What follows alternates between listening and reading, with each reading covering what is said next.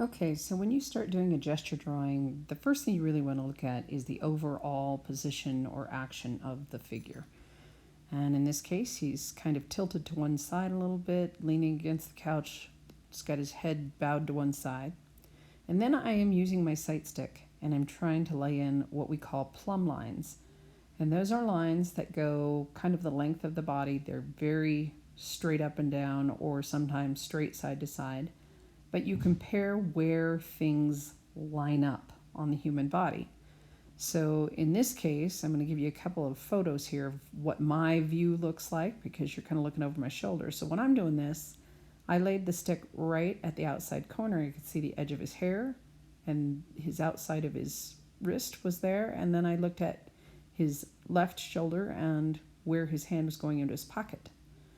The next thing we look at are called axis lines, and that's the shift of the main parts like the shoulders and the hips. And because he's kind of twisted a little bit, his shoulders tilt right and his hips tilt to the left. And so I'm using my sight stick to get a handle on what those angles look like. And then I'm going to move down into his legs and try to get an idea of where the angles are. It is a gesture. Sometimes you get things not quite right. That's okay. Don't sweat the small stuff and don't worry about going back through.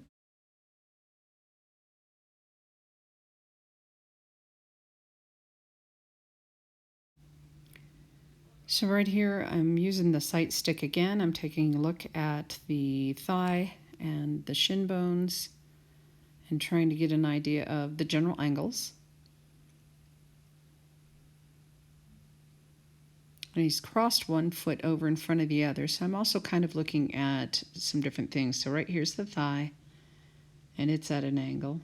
And the other one, the shin, is at more of an angle. And then I wanted to see kind of a comparison. So I used the stick sideways to see where the ankles set in comparison to one another. And then I go back and I start looking at the overall structure. And I'm just using circles to represent the shoulder joint and kind of a little oval to represent where the elbow bends.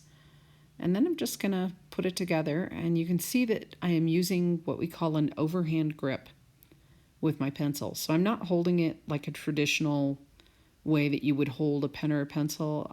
This is kind of more like you would hold chalk, but it forces you to draw more from the shoulder and less from your fingers and your hands. And it's, again, developing that hand-eye coordination and keeping you loose so you don't get so tight.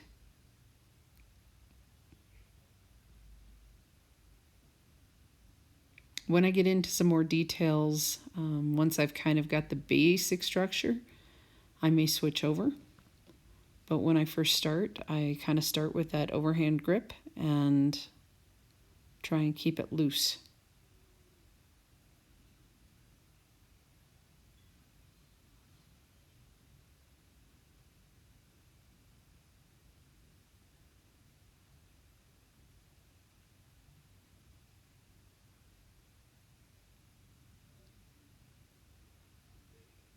We're not after perfection.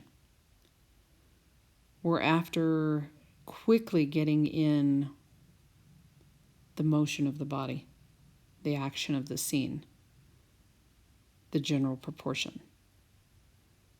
And we're really, really working on that hand-eye coordination and that forcing ourselves to really focus on that subject for several minutes without getting distracted.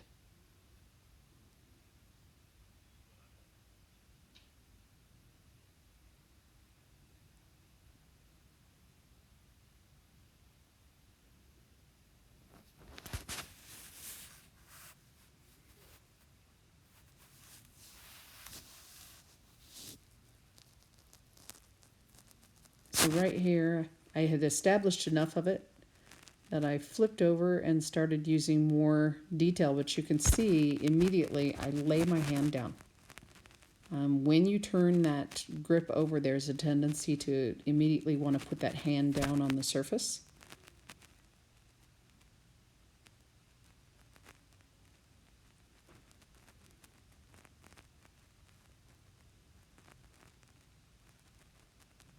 And I got the length of the upper leg a little too short when I did the initial drawing. So right here, without erasing, I am going back through and just drawing right over the top where those lines actually belong.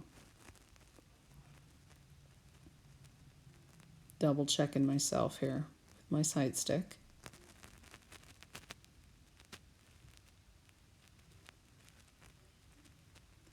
When you hold your sight stick, always extend the arm fully. Don't let your elbow bend in that arm that has the sight stick, because that will change every time you pick it up if you let the elbow bend, and you don't want the distance to change.